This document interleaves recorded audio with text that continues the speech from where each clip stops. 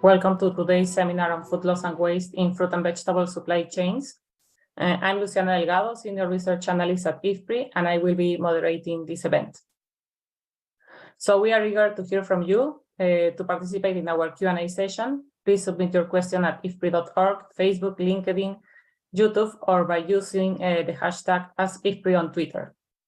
So we have an exciting program lined up for you. Let me introduce our first speakers in the order of their remarks. First is Rob Boss, Division Director of Markets, Trades and Institutions at IFPRI, and the leader of the CGIAR initiative on rethinking food markets. And our second speaker is Jacob Jensen, Minister for Food, Agriculture and Fisheries of Denmark. Unfortunately, Minister Jensen is unable to join us today, but he has sent us a video recording of his remarks. So Rob, the floor is yours.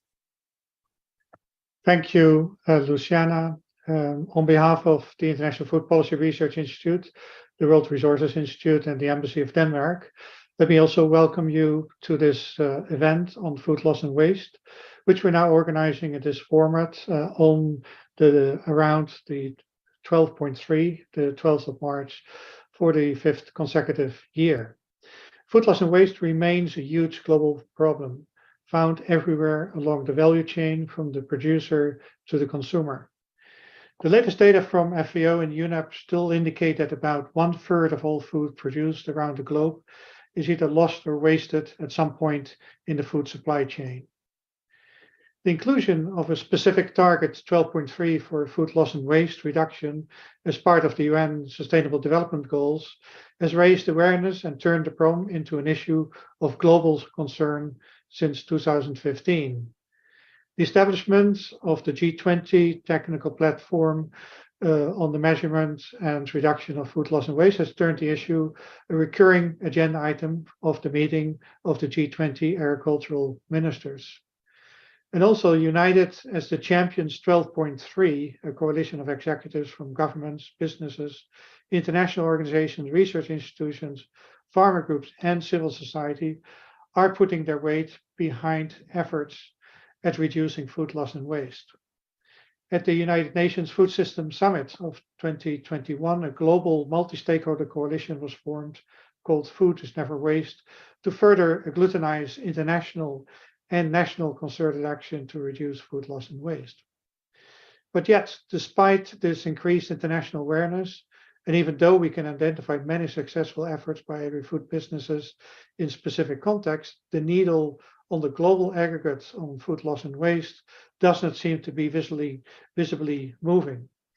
This is particularly egregious in a world where 1 out of 9 persons is food insecure and goes to bed hungry every day. And in fact, world hunger has been on the rise again since the establishment of the Sustainable Development Goals in 2015. What is more, since we've started organizing these events, we've witnessed multiple global shocks in the form of the pandemic, subsequent global supply chain disruptions, and the war in Ukraine, which not only had major adverse effects on food security, but each also have been a new source of major additional food losses. When food is lost or wasted, all the resources used to produce it, including water, land, energy, labor, and capital, go to waste. Solutions to reduce food loss and waste thus represent a triple win opportunity for climate, food security, and the sustainability of global food systems. And what we've learned from the recent global crises is that we must work to make supply chains more resilient to prevent further unnecessary food losses. At today's event, we will take stock of efforts around the world to tackle food loss and waste and learn from business actors in developed and developing countries about effective solutions for reducing both food loss and food waste. Today, we'll take a closer look at the fruits and vegetable supply chains, which are among the healthiest foods, but also the most wasted foods. Given their perishable nature, great care, attention, and cooperation along all parts of fruit and vegetable value chains are required to reduce food loss and waste. We can make enormous gains here. So I look forward to hearing from our experts, as well as from all of you, our audience, how we can double efforts for reducing food loss and waste in fruit and vegetable supply chains and earn the urgently needed multiple wins for the health of the planet and the health of all the people living on it. Thank you.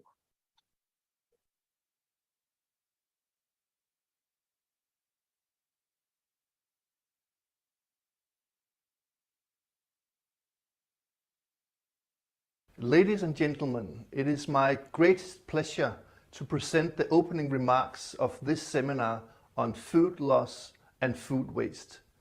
The world is facing difficult times, multiple crises. Last year, as many as 828 million people were affected by hunger. This is an alarming fact. And Russia's brutal war in Ukraine has led to escalating prices on food, energy and fertilizers with strong negative effects on global food security, especially in less developed countries. Therefore, we have to engage ourselves even more and look even further when it comes to better solutions of tomorrow. This is why fighting food loss and waste is crucial and more beneficial than ever. Reducing food loss and waste is a triple win opportunity for our climate, our wallets, and in the combat for ending world hunger. There are no quick fixes. However, collaborating across nations and ensuring know-how is the best way forward.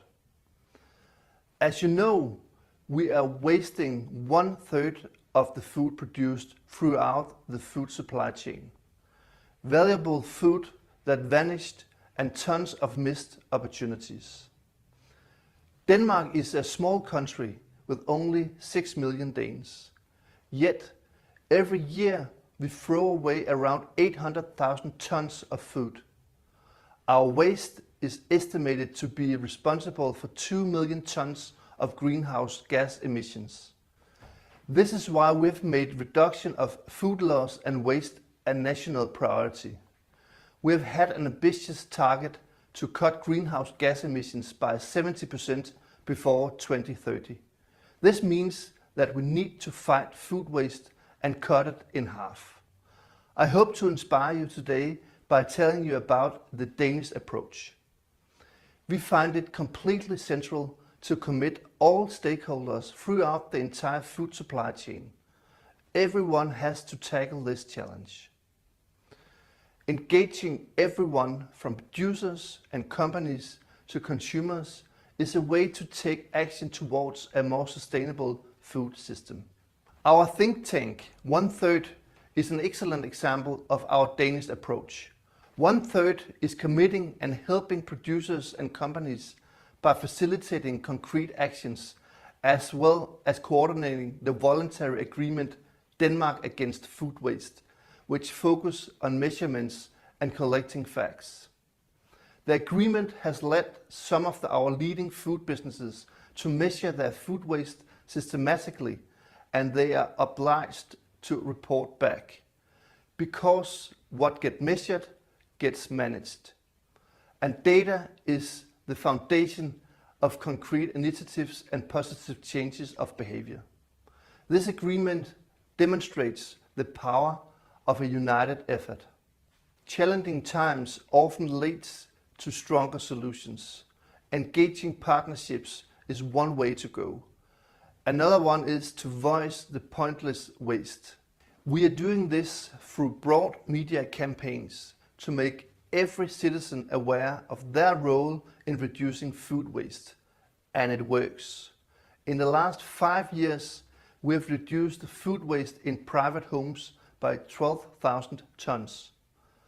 And now we are working towards easier ways for Danish food businesses to donate their surplus food. So, on this positive note, let us keep momentum and work together to engage all stakeholders from farm to fork. This global challenge can be converted into beneficial opportunity for generations to come. Thank you.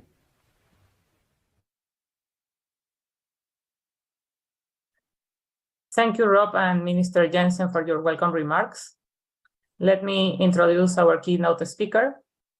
Dr. Maximo Torero is the Chief Economist of the Food and Agriculture Organization of the United Nations Maximo, the floor is yours. Thank you very much, Luciana. Thank you, Rob, for the kind invitation of being here. It's a pleasure to be here today to present some of the work we are doing in a few minutes. So let me start first looking at what is the current status. As correctly has been mentioned by many of you, food loss and waste is a global problem and is a pressing challenge for efficient and sustainable agri-food systems and for achieving food security and nutrition for all. And reducing food loss and waste represents a triple win opportunity with immediate climate benefits and increased availability of nutritious foods while improving the overall sustainability of the agri-food systems. 81 out of 117 countries, 70% that prioritize or that came to the Food System Summit and are doing the transformation pathways, prioritize the reduction of food loss and waste in the national pathways documents that were prepared during the summit. That shows how important it is for countries. And reducing food loss and waste is ensuring in Sustainable Development Goal, as Rob mentioned, 12.3, that seeks to reduce to a half food losses by 2030. But again, food losses and waste, of course. But it is important to understand where we are and why this is so important. So let me first start with the mention that zero hunger means not only feeding 8 billion people, but also nourishing 8 billion people and counting. And these numbers are the latest numbers from the SOFI report that tell us that we are far from it. We have 128 million people on chronic undernourished, 3.1 billion people that don't have access to healthy diets. And if we go in more detail, we see significant problems in children, in millions of stunted children, wasted children, millions of overweight, which means bad quality of diet, and significant rates of mortality for children under 5. But also we are seeing nutrition deficiencies, vitamin A deficiency affecting 500,000 childhood, folic acid deficiencies, and iron deficiencies. So the challenge is huge. And that's why it doesn't make any sense that given this photograph, we have the levels of losses and waste that I will detail later, and that some of it has been already mentioned. It doesn't make any sense because we have to change the way we do things. And of course, it's not easy. Nobody's saying that you reduce automatically food loss and waste and you resolve this problem. There is a lot that will have to go in the middle, no matter how much you reduce food loss and waste, but that's important. But the first thing is to understand the normative part. And that's why there was a huge effort to be able in the SOFA publication, the State of Food and Agriculture in 2019, to come up with a concrete definition so that we are all talking about the same thing. And that's where we define food loss, which is the decrease in the quantity or quality of food resulting from a decision and actions by food suppliers in the chain, excluding retail, food service providers, and consumers. And food waste, which is the decrease in the quantity or quality of food resulting from the decision and actions by retailers, food service, and consumers. Therefore, food loss goes up to wholesale included, and food waste goes from retailer forward. It's important that we keep the definition because the solutions and the policy implications are different. Therefore, we need to be very careful on this, and we keep repeating this because it's the only way we can move forward in a solid agenda of research and policy change. Now, as I mentioned, 828 million people across the globe are hungry, and 3.1 billion people don't have access to healthy diet. At the same time, FAO most recent estimates, this is an update for 2022, we just finished this, said the global food loss percentage is 13.2%. This means this globally more than 13% of food is lost in the supply chain after harvest, up to, but not including retail. This is valued at around $400 billion lost annually. This is a little very marginal improvement with the previous number, which was 13.7, but it's something very important to look at the recent number. With regards to food waste, the United Nations Environment Programme, UNEP, publishes the Food Waste Index for the first time in 2021. And it estimated 70%, as I have mentioned, and this is extremely important, 11% corresponds to households, 5% to services, and 2% to retail. So it's really important to have clarity on the numbers. But also, it's important to understand the agri-food systems is one of the key contributors to emissions, and it accounts for 31% of the total anthropogenic emissions. Pre- and post-production processes that include the manufacturing of fertilizers, food processing, and packaging are part of this package. And we know that if we reduce food loss and waste, if we eliminate it, it will be important in terms of emissions because of about 10 to 8% of the greenhouse emissions are because of food loss and waste. So a lot of space to work here and a lot of work that we can do in this respect. Now, let me go a little bit more in detail regarding the numbers that I was mentioning. The high levels of food loss at 19.9% occurs in sub-Saharan Africa and the lowest level is reported in Europe and North America at 9.2%.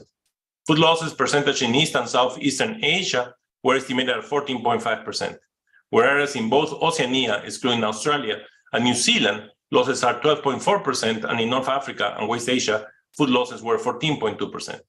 So food loss percentages in Australia and New Zealand were estimated to be 13.9%, in Central and Southern Asia, 12.6%, and in Latin America and Caribbean, around 14.5%. Our new estimate, of course, is smaller than what was before, but not statistically different at this point. So we need to be careful. There could be a slight improvement, but still, the improvement needs to be significantly higher. And this is just to show the distribution by region that I have already explained.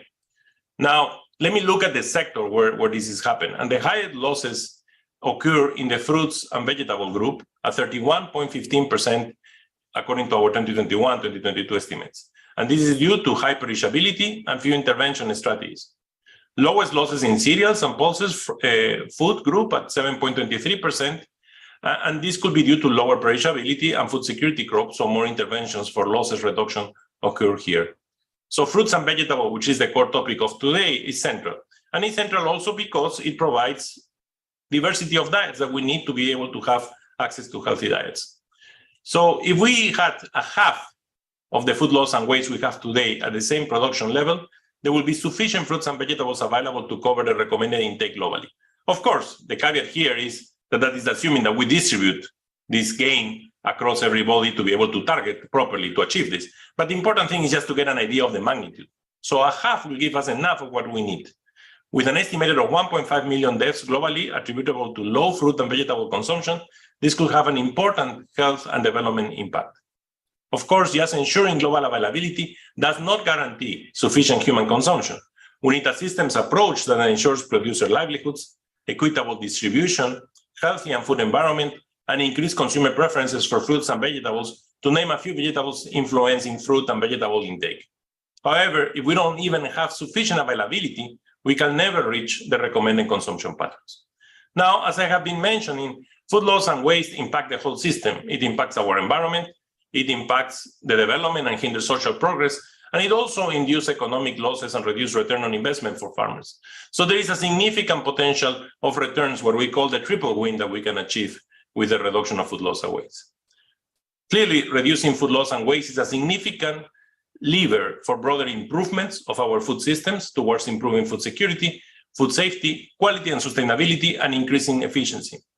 Even more when we look across different potential interventions, and here we have the target of 2.1 and 2.2, 2.3 and 2.4, you will see that reduced food losses is the one that has the most green areas, meaning they have the minimum trade-offs and a significant improvement in terms of increase of access to healthy diets, in terms of efficient use of our natural resources, and in terms of reduction on impacts on the environment.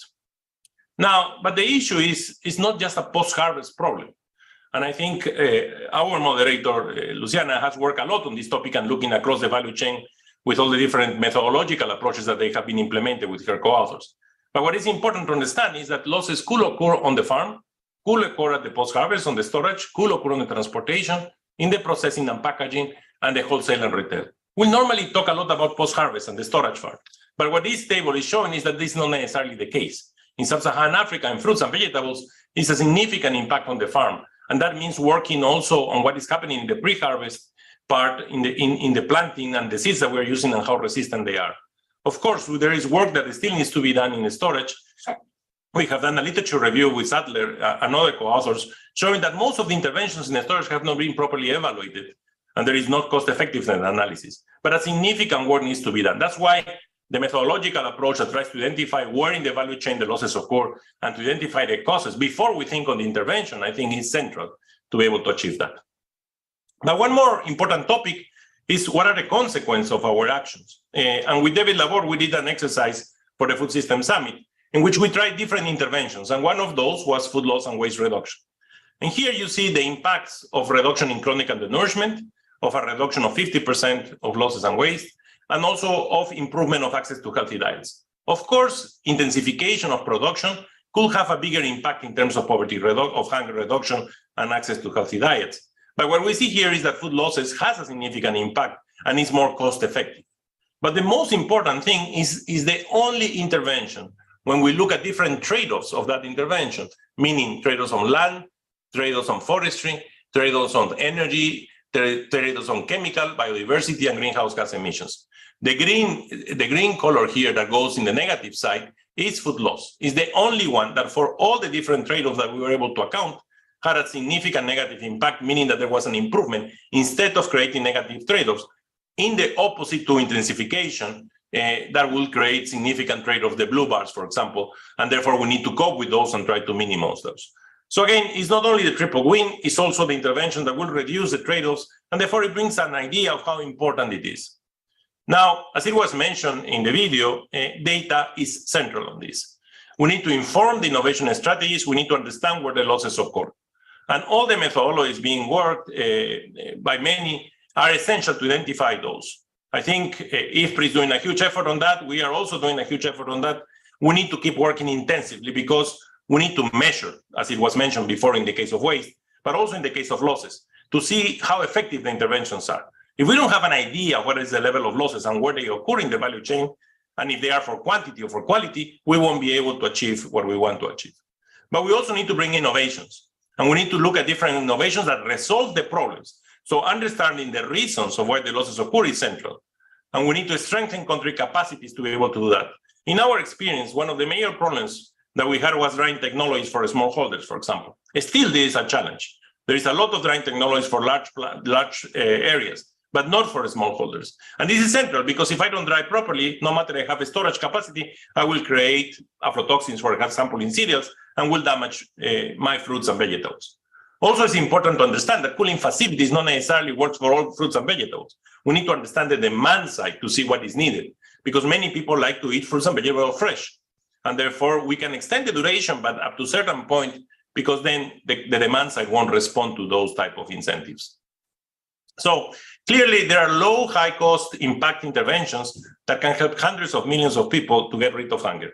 We can attract an annual investment of about 40 to 50 billion until 2030 every year, in addition to the investment of the governments. This will help us. And clearly, reduction of food loss and waste, in the work we have done together with Ceres and with CEF, we show that food loss and waste is one of those interventions that could be incredible, cost-effective, and therefore is something to look at very closely.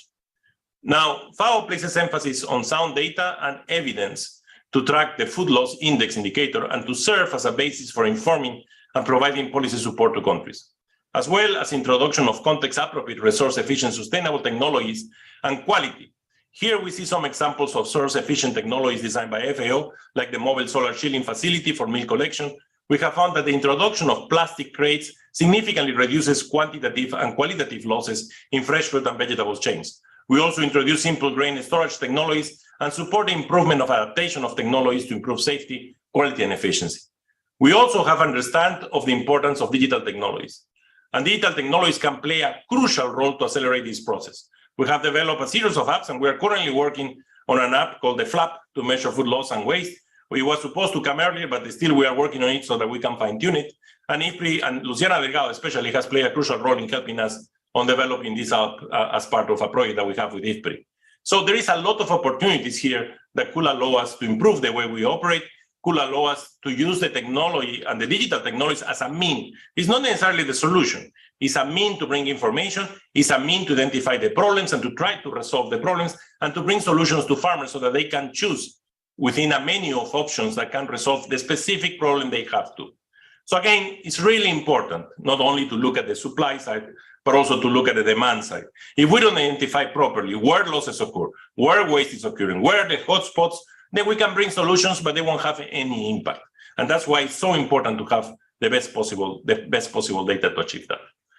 Finally, the platform that we have in place together with IFPRI for the G20 brings a lot of knowledge and sharing of technical exchange and prioritize food loss and waste. We have developed a code of conduct to reduce food loss and waste that we will be empowering across countries. It's a voluntary code of conduct, but I think there is a lot of opportunities where we can keep improving and working together. So thank you so much again, and it's a pleasure to be with you today. Thank you.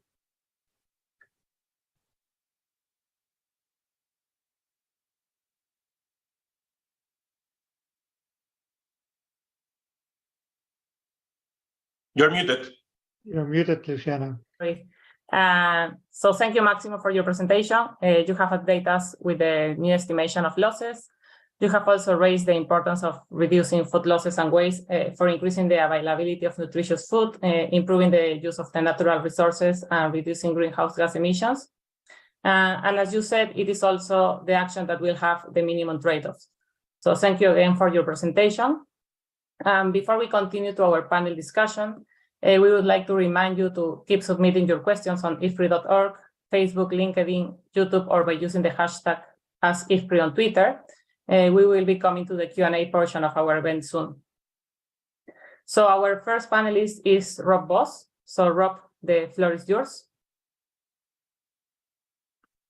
Thanks again, Luciana. I would like to present a few findings from innovations to help reduce food loss and waste that we've done in existing research, but also in new research under a new program of work that we call the Rethinking Food Markets and Value Chains for Inclusion and Sustainability.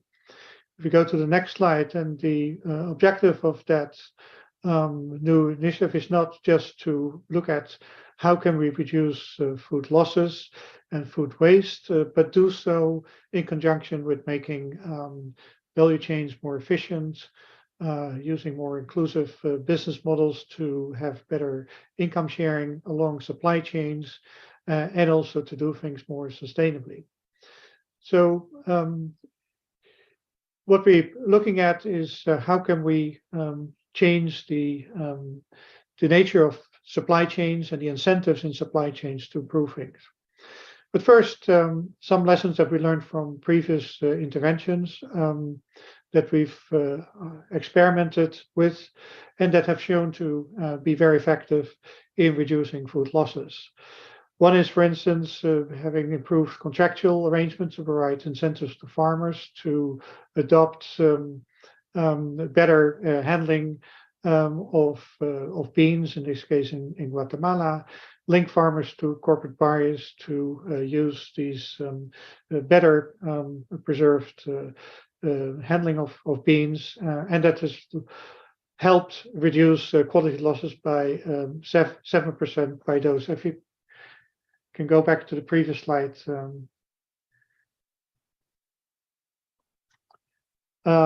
By 7%. We've also experimented with hermetically sealed storage bags for maize in Ethiopia to prevent losses in storage, and these have proven to be more effective than used in silos and be able to bring them to smallholder farmers with very simple and cheap solutions, helping reduce the loss of food and particularly the quality loss of food by 9%. In a more recent collaborative work in northern Nigeria with a logistics firm and social enterprise there called the Cold Hubs, we helped establish cold storage units that are driven by solar power, so can be handled off-grid. And with the storage space managed by women to promote and who help also promote the use of proper crates by farmers and by traders in order to store it in the storage units. And there we found, and this is for fruits and vegetables, across all types of fruits and vegetables, that implementing this led to 30 to 40% loss to down to near zero at the farm and the wholesale stage. But unfortunately, that still created losses beyond, since it was focused on just the storage and the management of storage towards farmers and towards traders, but not beyond, where still a lot of fruit and vegetables get traded in the open market. So as a result, that along the value chain, not everything was reduced in terms of food losses, even though the rate of return of the solar powered storage was found to be the internal rate of return to be 33% on that investment. So very profitable. So given some of the limitations of looking at simple and maybe very focused solutions, what we're currently experimenting with is a set of bundled innovations and improvements. If we go now to the next slide, please. And this is the kind of approach that we're taking in the new research area to, for instance, improve logistics through solar-powered cold chain development, transport, and as well as in storage, to certify the quality of food through food standards and proper certification, and also look at other forms of market incentives that would make it interest and beneficial to all the different actors along the supply chains in order to improve not just the efficiency of the value chain, generate better income and employment opportunities, and reduce food loss, and make also diets more healthy by having a better supply of better quality and through that, and also at lower cost. Well, at the same time, reduce greenhouse gas emissions, as Maximo indicated, which is an important source because of food loss and waste. Go to the next slide, please. So the kind of interventions that we're looking at the moment, again, in the case of Nigeria, it seems that our colleague and partner, Mohammed Yakubu from Bunkasa, the logistics firm in Nigeria, cannot join us today, but otherwise he would told in much more detail the kind of intervention that we're looking at now, just to combine different types of improvements and process and both product innovations in order to ensure less food loss reduction, but also improved income generation along the entire supply chain for better outcomes and the triple wins that we would like to achieve. So concretely, what we're looking at now is to combine the off-grid cooling systems and cold storage and transportation, so also using solar-powered cooling on trucks that transport, and also bringing that to cooled rooms, cooled rooms, temperature-controlled rooms near open markets where the produce can be stored in a better way, such that we don't get losses also beyond the wholesale stage. Then also, again, the use of plastic crates is important, and the Bunkasa firm is one distributor of those to be used by the farm, by farmers to properly handle the fruits and the vegetables on the farm, but also then to ease the use of the storage space in an effective and an efficient way. In addition, we are looking at how can we then also lead to product innovation that would help further usage and reduce loss of fruits and vegetables, including, for instance, for producing tomato paste in the processing stage, as well as in the pre-harvest stage, to introduce improved seeds that produce higher quality tomatoes and other fruits and vegetables in collaboration with East West Seeds International. And last but not least, to make sure is that the gains from these innovations can materialize by providing better market access to all agents in the market, but also to create a market for higher quality foods, fruity improved seeds, but also through the processed foods, and then certify them and labeling them such that the quality is certified, and that also that is being recognized and to the benefit of farmers as well as to consumers for the quality of food. So the storyline here is how can we bundle these innovations to not just have single effects and maybe just partial effects that may then get lost further down the supply chain, but bundle them such that these innovations and improvements work along the entire supply chain. So this is work in progress, so I cannot yet report you of any results, but this is the kind of approach that also looking at experiences elsewhere, we think can generate these multiple wins, but also to say that we need to find the solutions in combination of and looking at the various objectives we want to achieve, not just reducing food loss, but also to improve incomes and as well as certify better quality food to consumers such that the operations and interventions work to the benefit of people and the planet and for the efficiency of food systems. So last but not least, if we go to the next slide, that also implies that even though we have a lot of these innovations, they're not new per se, but they have to be adapted to the local context and bundled appropriately such that we can have these synergies across the different impacts that we want to achieve.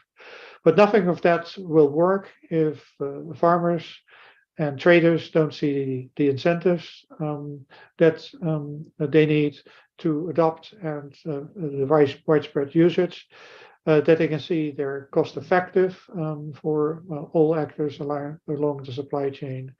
And as said, that we need to make sure is that the gains that we may have in one segment of the supply chain are retained in also in the rest of the supply chain.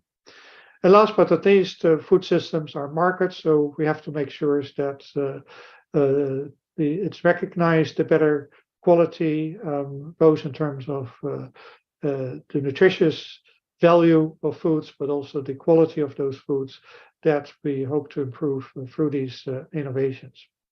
So it has to come as a package as such that makes things maybe a bit more complex, but at the same time, we know the technologies, so it's a matter of working well with all the actors and stakeholders on the ground to make this work.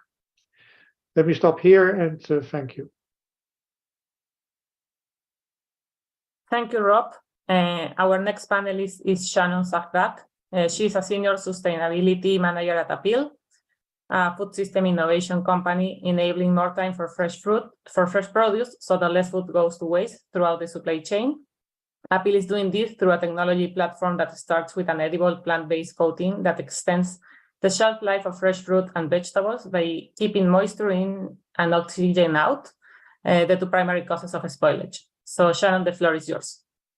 Thank you, Luciana. Pleasure to be here with you all today. Very excited to share about Apeel as was a little bit of a case study of how shelf life extension can be one powerful solution in our tool belt for addressing food waste, particularly at the later stages of the produce supply chain. So kind of the theme today, how Apeel works with nature to kind of create more time as a way of helping address food waste. So going on to the first slide here, some of these stats will be similar to what Maximo highlighted in his keynote presentation, but we know that with a growing population and diets shifting to include different types of foods, we need 56% more food to feed that growing population by 2050. And at the same time, fresh fruits and vegetables have some of the highest food wastes globally. This is pulled from one of the UN FAO's reports, but on average, 45% of fruits and vegetables lost or wasted along that produce supply chain. So on the next slide, the kind of founding concept of Apeel was the idea of what if we could work with nature to unlock more time in food, asking the question, why is it that certain types of produce last longer than others? And can we capture that natural ability for certain plants to defend themselves and last longer and then create a product that can help to extend the shelf life of some of those more shorter lasting fruits and vegetables? On the next slide. So again, learning from nature. So Apeel, like Luciana introduced, is a plant-based coating that goes on the outside of fresh fruits and vegetables. And it was really inspired by the natural defense that plants already have. So if you look on something like a leaf, it has what's called a cuticle layer, where it will really have different cells aligned to keep in moisture and keep out oxygen, really kind of have a semi-permeable layer. And so some of our first founding scientists saw this and wanted to try and replicate that in a plant-based coating. So on to the next slide.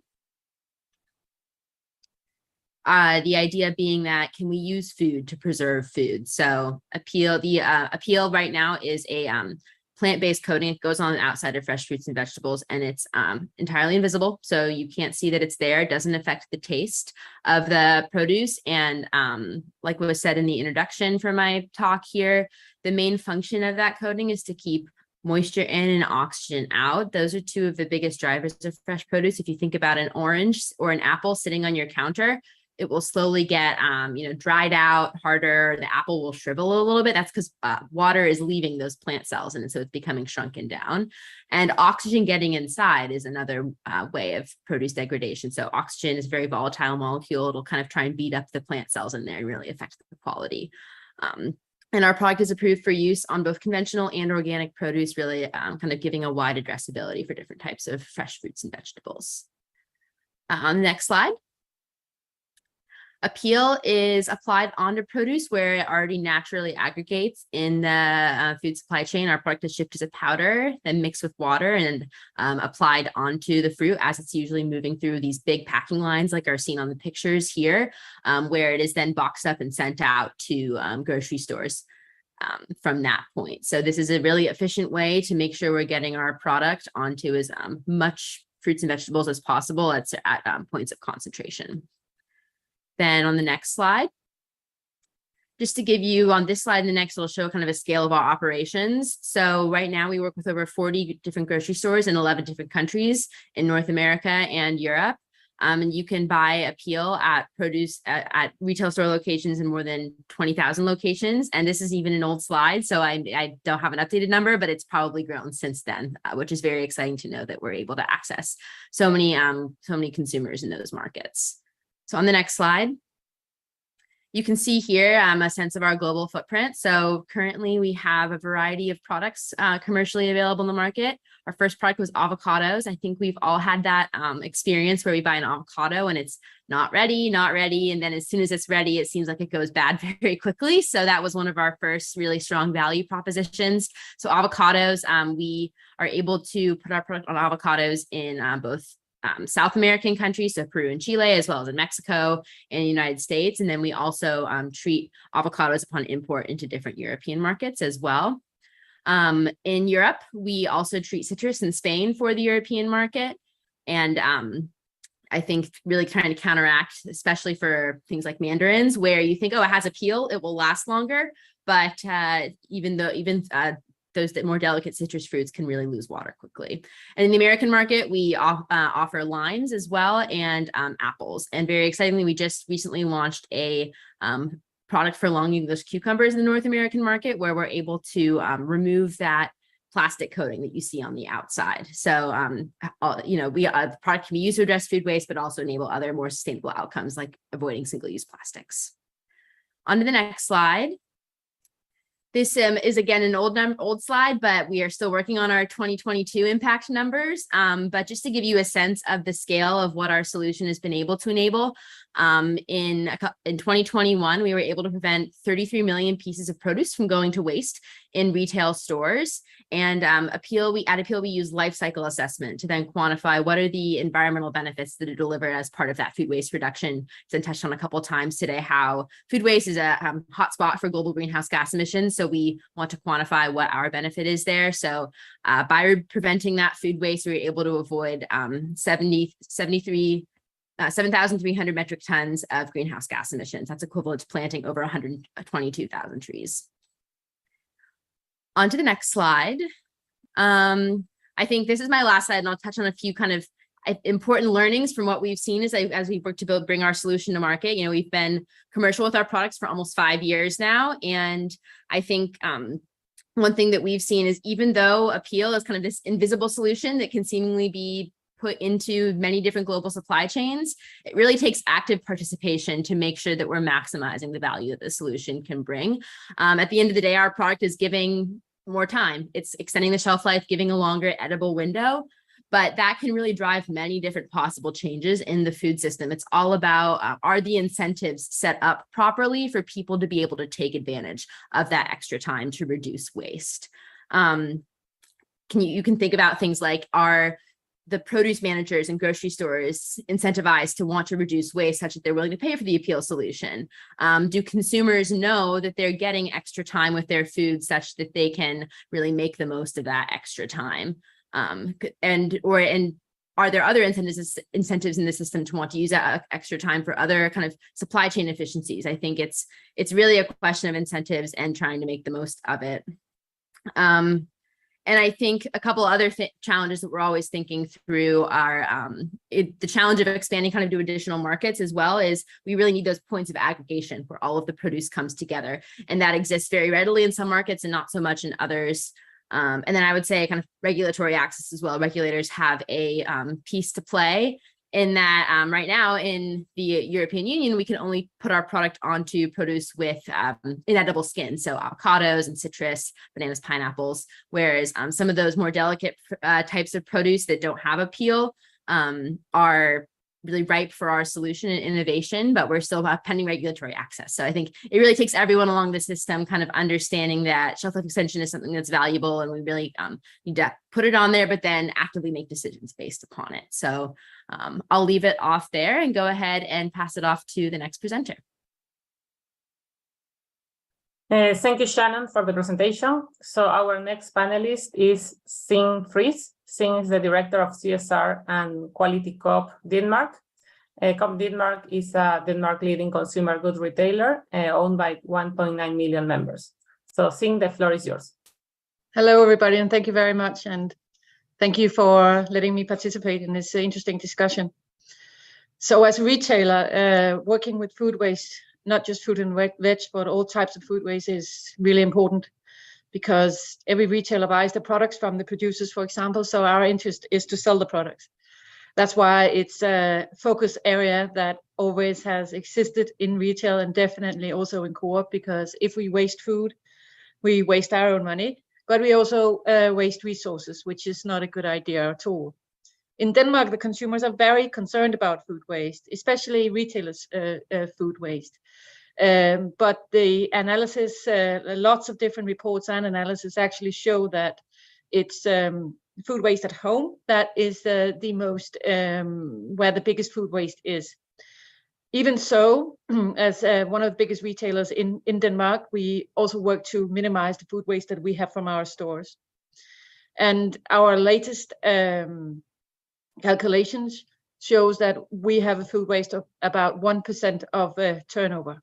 And that's where we want to be, because we can't hit a zero, because then it would not be possible, because fruit and veg in particular is very sensitive, and it can be very difficult to know exactly how much are you going to sell on a specific day. It depends if it's a rainy day, if it's a holiday day, if it's there's a football match in TV later that night. That has impact on what we sell. But of course, we try to forecast our sales so we can buy the right amounts. And one of the things that we do is we have something called automatic dispositioning in our stores. So it means that the checkout basically registers how much do we sell of a given product, and then it automatically buys that same amount home for the next day, and that reduces food waste. But what we want to do when we and have instructed our employees is to work with a waste hierarchy, as we call it. And that means that if we have products that is going to run out of date, then we want to sell it at a lower price as number one. So that's why we have different coolers in our stores that says save the food. And you can go as a consumer and buy discounted food there. It can be fruit and veg. It can also be all sorts of other products. And that's a very popular solution to our customers who can make a good deal. And it's also very good for us, because when we can actually sell the product and it can come to good use.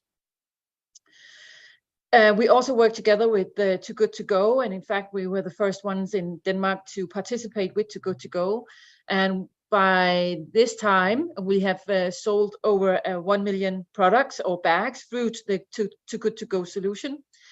And since there has been this energy crisis and inflation crisis, this is something that's been very popular amongst our customers to go and buy these bags with Too Good To Go. And that's also helpful for the environment, and it's also helpful for us as a retailer, and it's good for the consumer because they get, again, discounted fruit and veg.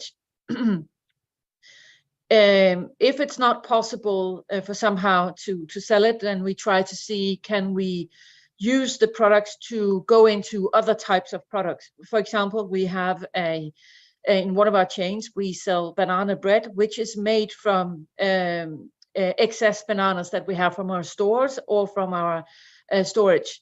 So this banana bread is also very popular. So there's actually a different company that goes and collect our surplus bananas and turn them into this banana bread that we sell in the stores. We also have several other products that we upcycle like this.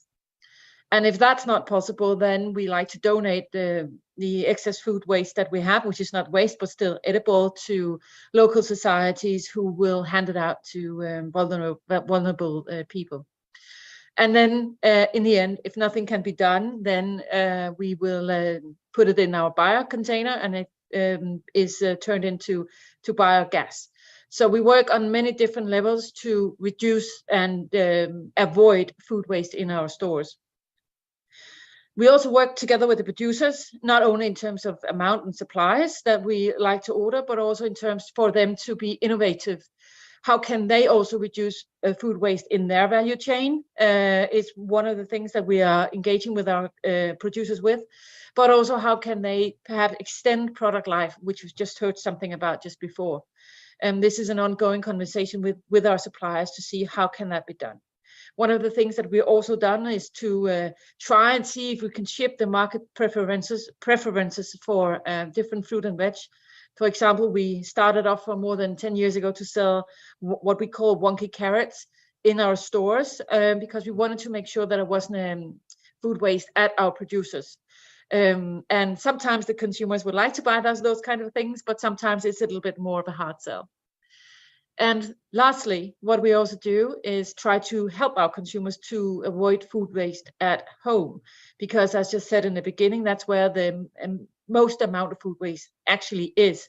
So we try to give them good advice in our stores when they buy our products, and to give them recipes for leftover recipes, for example. And we also have developed a QR code where you can actually scan, go back, and that is an intelligent algorithm that can create different kind of dishes that you can make from the products that you have. So we try on different levels to actually not only help ourselves and our business, but also help the producers, but also try to help our customers to live a more sustainable life and to avoid food waste. And that I'll turn it over to the next speaker. So thank you, Signe, for the nice presentation. So our last panelist is Mohammad Yakubu Bubayaro. Mohammad is the founder and CEO of Bunkasa Agritech. Bunkasa is an agritech company in partnership with Mile 12 International Market Lagos. The firm is a technology-driven and innovation-focused organization providing solutions to the challenges of farmers in Nigeria. And some of the proposed solutions are using plastic crates and greenhouse solar dryers. So Mohammad, the floor is yours.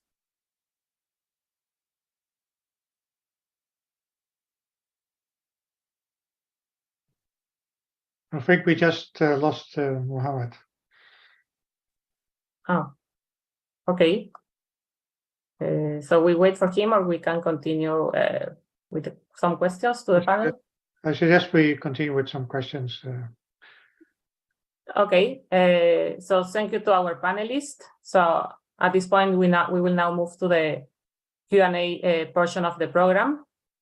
So we would like to hear from as many of you as we can. So please continue submitting your questions on IFPRI.org, Facebook, LinkedIn, YouTube, or by using the hashtag #AskIFPRI on Twitter. And please note that in some instances, and in the interest of the time, we might have to consolidate some of your questions. But first, he's here? Yeah, happy to see you. Yeah, happy to see you here, everyone. Good day. And sorry for my network just went off.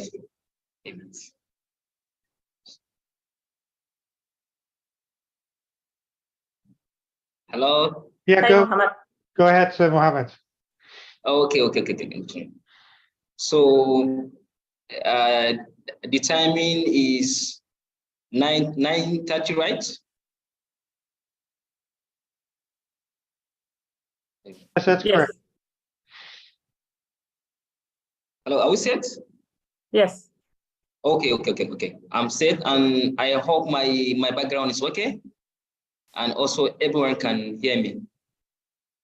Yes, we can hear you. Okay. So that's fantastic. And I'm also happy to be one of the finalists today, at least to share what we have been doing in reducing food waste and loss in Nigeria.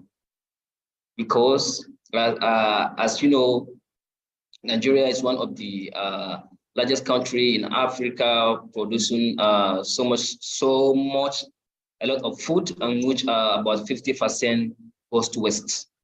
So it is very important, and at this time around, to collaborate with other stakeholders in the world to see what we need to do and how we need to, collaborate to see how we can bring some reductions in that sector.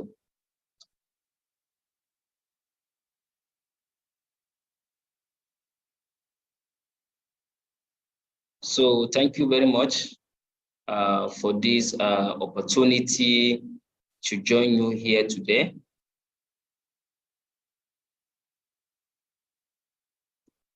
Okay, Zent. Okay, thank you, Mohammed. So at this point, as I said, we will now move to the Q&A portion of the program. So we would like to hear from you as many as we can. So please continue submitting your questions on IFPRI.org, Facebook, LinkedIn, YouTube, or by using the hashtag #IFPRI on Twitter. And as I say, please note that in some instances and in the interest of the time, we may have to consolidate some of your questions. But first, let me start with 3 questions for the panel. So the first one is, how much reduction in food loss and waste have you been able to achieve through your innovations and operations? The second one is, are your interventions cost effective, and are the gains equally shared across the supply chain? And the third one is, how scalable are your interventions, and what are the obstacles towards widespread adoption? So now in around 2 minutes each, what will be your answer to one or the 3 questions? So let me start in the reverse order. So Mohammed, Signe, Shannon, and Rob.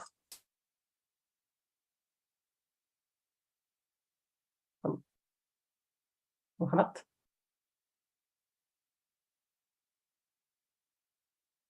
You are muted, Mohammed. Okay, so Signe. Yes, thank you. That's a very good question. In Coop, we have a target that says we have to reduce our food waste by 50% in 2030. This is something that many retailers have signed across the board in Denmark, so that's what everybody's working hard to do. It's difficult to say what is the most important thing to do in order to achieve this, because really you have to do a lot of things. And I mentioned some of the activities that we have been doing. The good thing about the many different activities that we're doing is that they're definitely applicable to other retailers very easily. I mean, it's not like you need a special IT system or it's very complicated to do. It's actually more of a cultural thing to engage with your employees in what your culture is about food waste. And once you've done that, then I see especially some of our younger employees are very, very focused on minimizing food waste from their stores. So in that sense, it's actually pretty applicable to steal everything I said today and go and implement it in other retailers. So in that sense, it's a pretty scalable, and I also think. Okay, thank you. Shannon? Yes, good questions. So to answer the first one, what reduction have we seen? So this really will depend on kind of the type of produce that our product is going on to and where in the supply chain it's reducing waste. But from some studies we've run in retail stores, as well as some initial results from our efforts to try and measure the impact of our product in the home, we can see from 20 to 50% waste reduction. And this is great because we kind of see that consistency in rate, whether the waste was 20% to begin with or whether it was 2% to begin with. So there's always kind of a great directional improvement. Then cost effective, I think that's a key part of us being, a private company, being in the private sector, that people are only going to buy it if it also delivers economic returns for them. So we do see a great, strong ROI for the retailer customers that we work with, and for consumers, most retailers do not charge more for produce with our coating on it. So consumers are getting that full benefit without having to pay more. And if you are used to wasting 10% of the produce that you buy, you're essentially losing 10% of the money that you spent on produce. So they can really see a reduction in the costs that are coming from food waste. And scalability. The great thing about our product is it can go on anything. It's really a question of, like an engineering challenge. If it's not a, a round type of produce where it can go in the type of application systems that we've built, we're working on different ways in which to get our product onto produce. And then I would say some of the other barriers to scalability are, again, those points of aggregation. It's most cost effective for everyone if we can apply it where produce already comes together. And so if those points of aggregation don't exist, it can become a little more challenging. But again, we're always looking at different business models that we can employ. And I touched briefly in my presentation about regulatory hurdles as well. I think right now we are limited in certain markets around the type of produce that we can put our product onto. So the more that those barriers can be broken down, the more our product can scale. And then the last thing I'll say is different drivers of waste. Different types of produce go to waste for different reasons. Things like citrus fruits.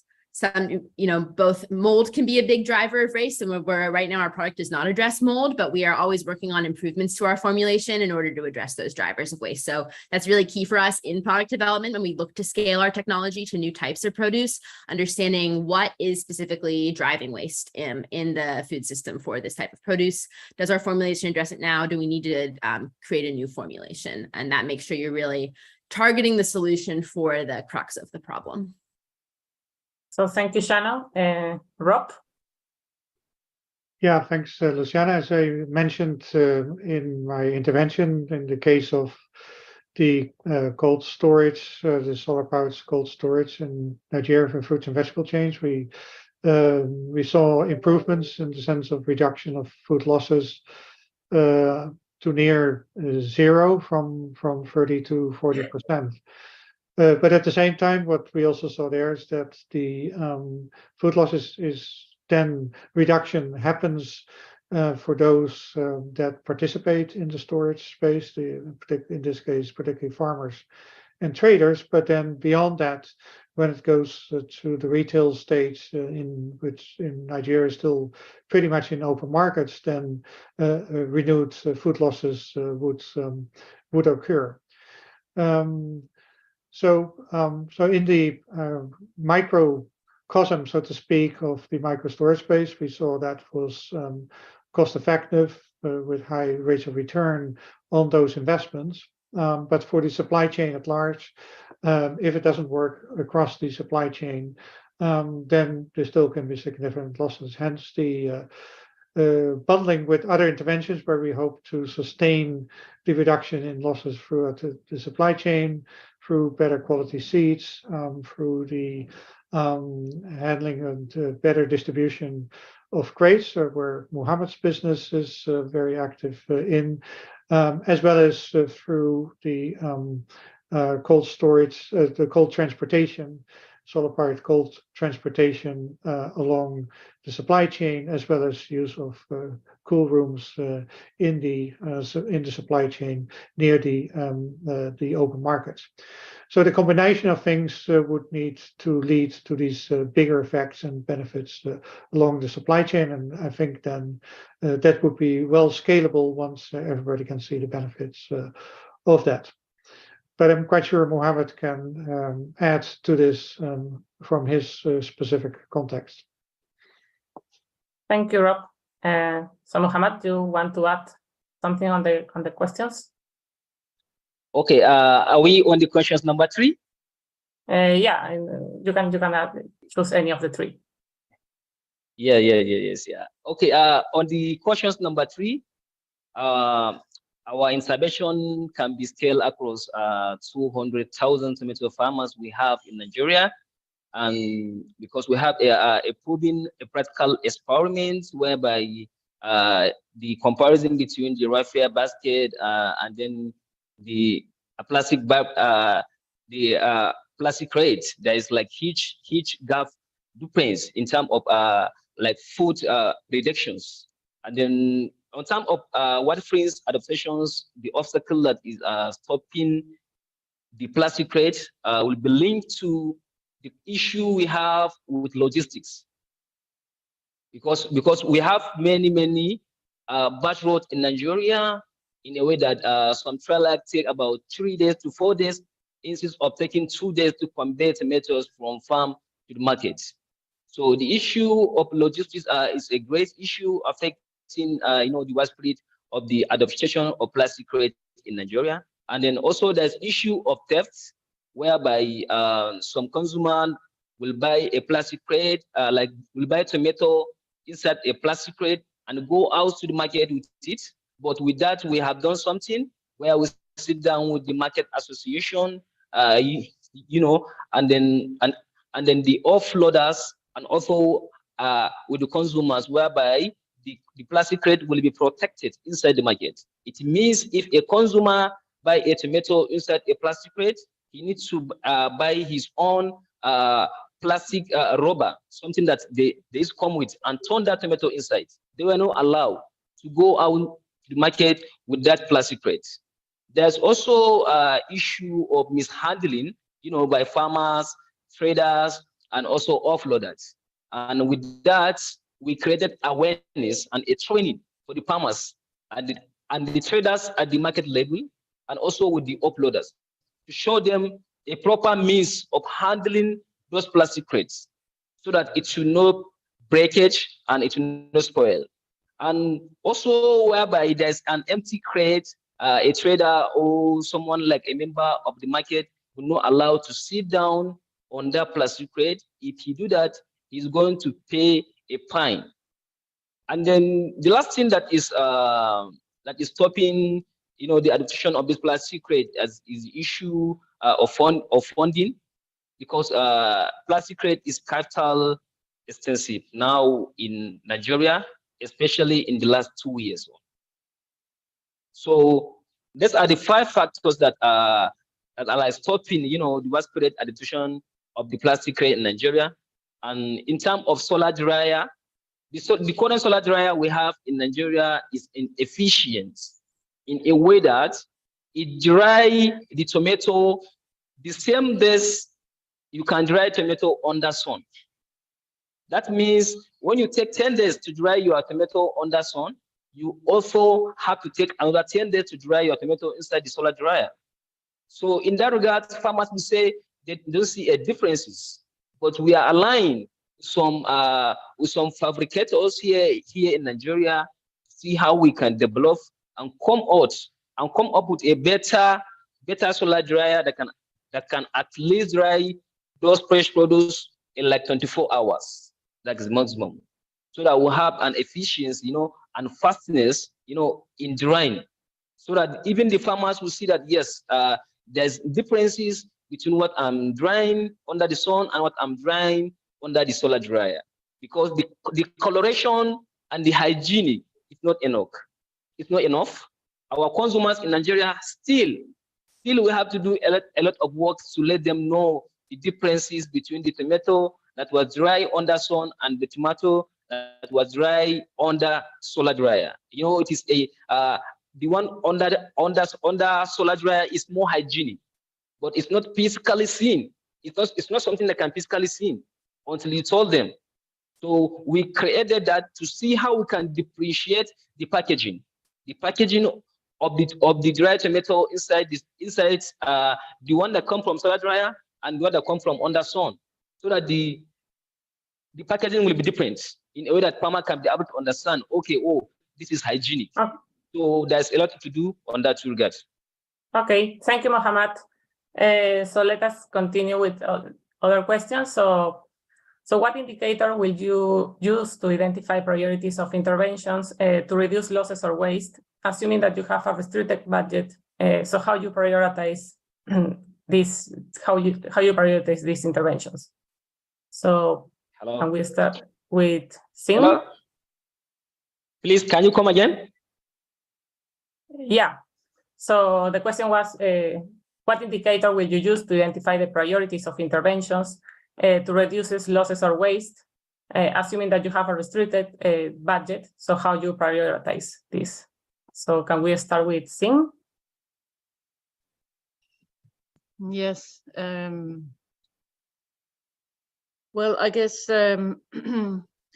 what we do is that we look, obviously, where is the biggest food waste that we have? What kind of categories is it? So how much value do we lose if we just throw it out? Or it goes into the bio container. You can differentiate between the different categories, if it's dairy, meat, fruit and veg, and so on. So that's one way of looking at it. Where do you want to put your effort? Another way that we also apply is, what is the environmental impact when you look at the different categories?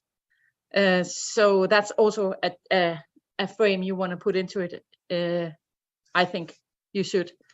And a third view is also, well, what does it take to make this kind of reduction that we're looking for? And we want to do things, we want to do the stuff that obviously has the most impact. So that's the kind of grid that we put down onto it. Now, I wouldn't say that this is fruit and veg is a huge area where there's it's a problem with food loss here, because it's sensible products. So that's definitely something that we look into. And I don't think we don't have the kind of discussions about is our investment the money worth, because we can tell that our customers are very inquisitive and also demanding in terms of what they expect from a retailer in Denmark to do. And that's why that it actually pays off for us. It's a good investment to try and, for example, lower the prices on their products, or to work together with Too Good To Go. Even donating is actually also a good investment, although we don't get any money for the products because we don't sell it, because then at least we won't have the expenses to the waste recycling. But of course we wanted to, that's why I talked about the hierarchy that we work from. As a retailer, our job is to sell products. So that's what we want to do in the first place. And then the discussion is always, how much should you reduce your products by? Should it be 20%, 10%, 50%? And that is something that the store manager at the individual stores, they decide, because they know their customers best. They know where should the price be, so I can sell it and not throw it out. And this is always a good investment for us to sell it rather than to throw it out. Also, because even if we could sell, just put it in the bin, you could be a cynical retailer and just put it in the bin if it's approaching out of date, and then sell the fresh produce at full price. Well, our customers will definitely notice that we have a lot of food waste, and also it will be ethically wrong. So that's why we don't do that, but we try to reduce the prices. There is, of course, some work to do when you work with the producers, or if you try to introduce a new product to the market, like the wonky carrots. And sometimes you can't really make the business case, but you maybe just have to try and see what happens. And this is what we did with the wonky carrots. But usually, and also when we work with our producers, it usually is a win-win situation. It's a win for us, it's a win for the producer, and it's also a win for the customers, and extra win because it's also a win for the environment. So it's difficult for me to say. We definitely, we have a clear-cut way of how we do it, but the investment isn't so big, and it's, as I said, also it's a cultural. It's a change of culture in the way we think about food and food waste in our mindset. Okay, many thanks, Signe. So many thanks to all. So let's now move to the Q&A from the audience. So I have a question from Silas and Gabi from Tanzania. So how do we increase access to technology and finance for small-scale processors to access cold storage and post-harvest technology? So, Rob, or can you help us with us, or Mohammed?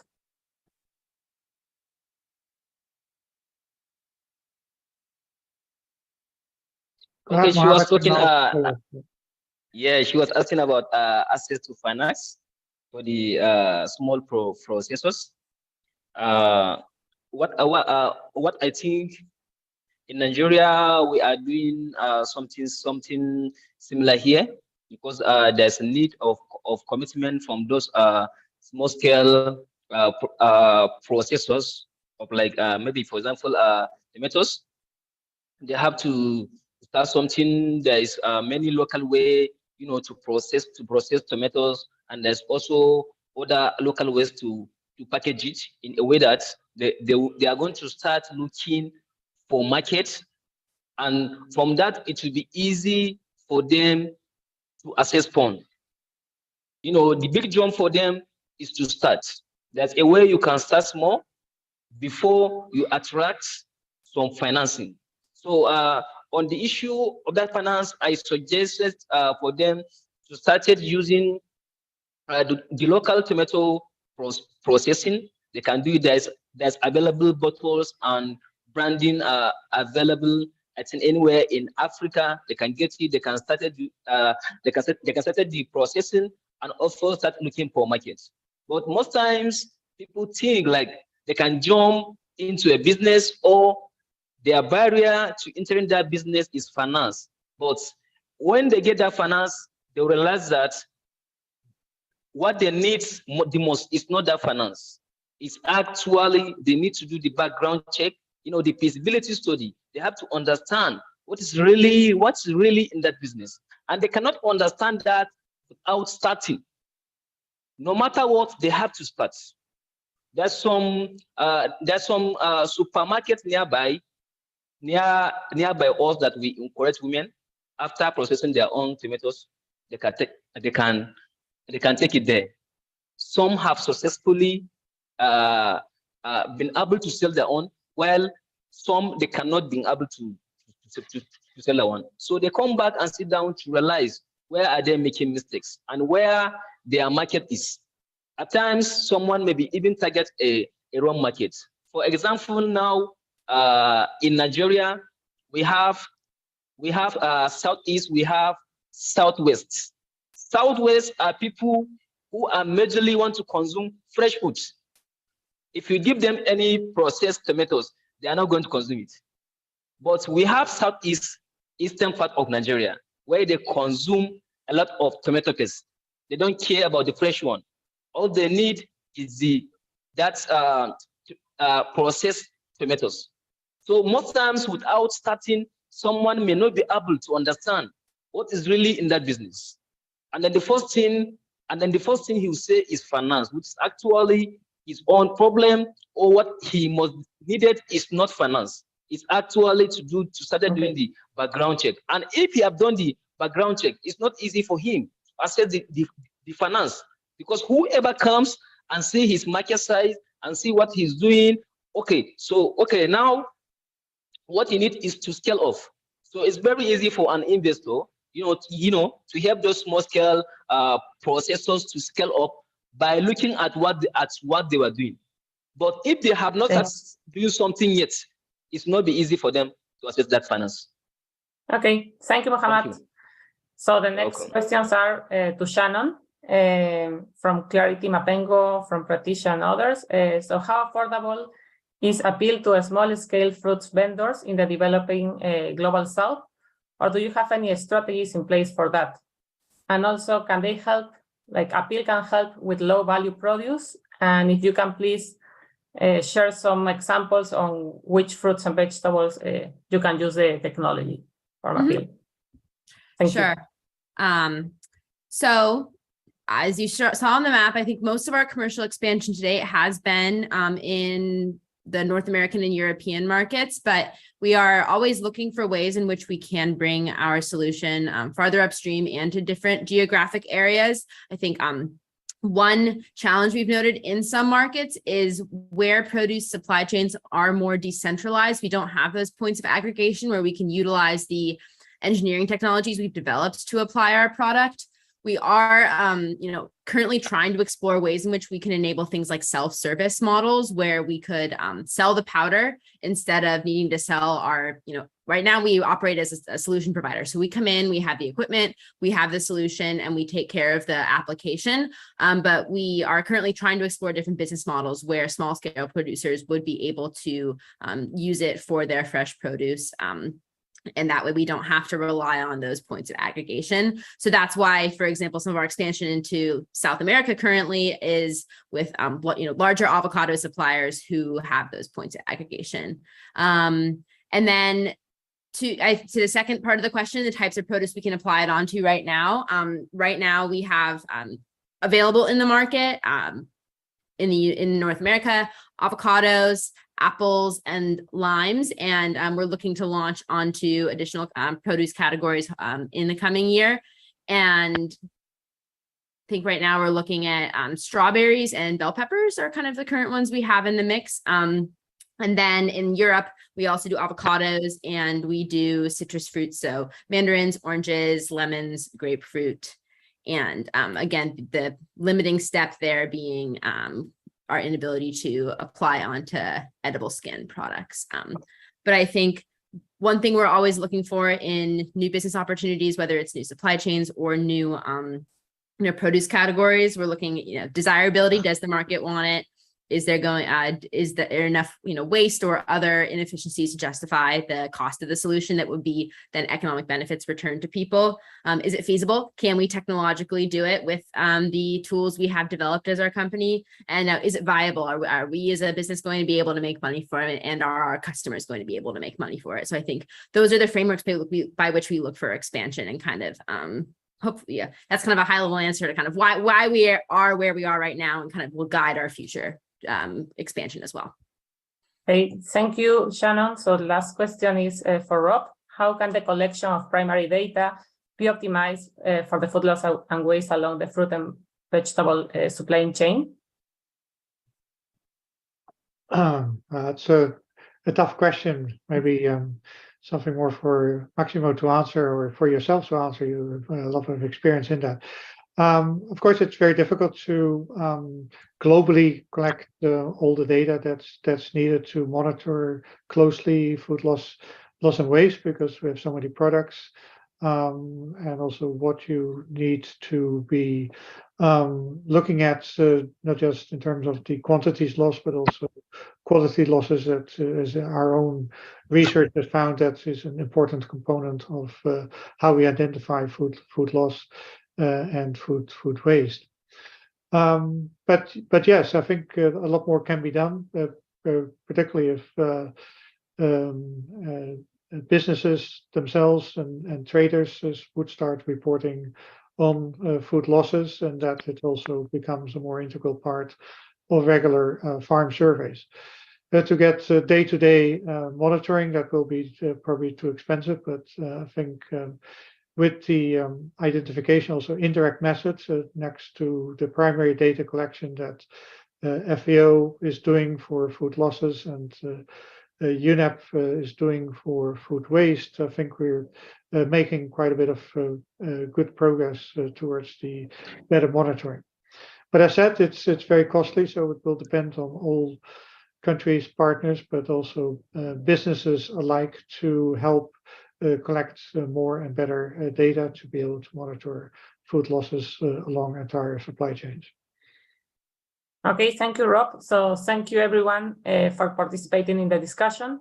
We apologize that we cannot get to everyone's questions with our limited time. So now we would like to hear from Liz Goodwin. Liz is a senior fellow, director of food loss and waste at World Resources Institute. So for her closing remarks. So Liz, the floor is yours. Thank you, Luciana. And it's been a fascinating discussion. Every time I come to one of these webinars, I'm always inspired by the speakers and I hear a lot of new stuff that I didn't know. So that's been very interesting and I'm sure you've been inspired as well. I think the things that really came out to me as being things to take away. We heard again from Maximo about the urgency. You know, it's only 7 years till 2030 and you know, this is an urgent issue. We have seen an increase in awareness over the recent years, but there's still not enough progress. So what can we do to move the dial and to get momentum really motoring? And I think, you know, it's clear that all the organizations and people involved in the webinar today, you know, they're showing a massive amount of leadership and we should all recognize that and be thankful of that. I think the urgency question is also important when you think about the current situation that we've got. You know, we've got increasing signs of climate change happening and the impact that's having on the food system. We've got ongoing effects of COVID and we've got the war in Ukraine that are also affecting the food system, causing shocks, causing interruptions in supply, causing price hikes. So we have to deal with all these issues at the same time as having a fundamental problem of food loss and waste that we need to try to reduce. I'm also part of the Champions 12.3 group, and every year we do an assessment of where the big issues are and how the world is doing in terms of reducing food loss and waste. And that most recent assessment of that is that there is more being done by businesses and signs of businesses doing more. And we heard some of that from Signe today, but there's still obviously more that businesses can do. But there's still two big issues, one at the farm end and one at the consumer end, where we still need a huge amount more work done. And, you know, fundamental to some of that measurement, Maximo mentioned it, it is very important that we have data, we know where the problems are, and then we can take action. And then solutions, and that was a big focus of Rob and some of the other speakers. You know, there is no silver bullet here. We need bundles of solutions. Rob talked about the challenge of getting all of those to work together. And we then need real practical understanding, like Mohammed has, of things that work on the ground and things that don't work. And I think at the end of the day, we have to remember the food system is a system. There are lots of actors and lots of players, lots of moving parts and lots of things that need to be done. And we must, if we're going to make it work, we've got to have things that improve information, improve transparency, improve the ability to collaborate throughout the system. Because it's only by having system-wide solutions that we're going to actually make real progress. And I think finally, I'd just say to, you know, to all of you, you know, you're all in the food system, you've got an interest in the food system. Make sure you're doing your bit, encourage your peers to do more, and don't ignore the things that, as you can see, are being ignored. Make sure that we're all doing as much as we possibly can to reduce food loss and waste. So I hope you found today an interesting session, and I'll hand back to Luciana. So thank you, Liz, for your closing remarks. And thank you to our keynote speaker, panelists, and everyone joining us today. So let me just finalize by saying that clearly we can act now on reducing food loss and waste. All the evidence today has shown us it's a triple win. It's feasible and it brings a significant impact in a world where today we really need to reduce hunger. So thanks again to all of you. And before we leave, let me invite you to tune in our next seminar on Thursday, March 16, on how $10 billion can transform food system in Ethiopia, Malawi, and Nigeria. It's a report launch jointly organized with International Institute for Sustainable Development and Shamba Center for Food and Climate. Thank you.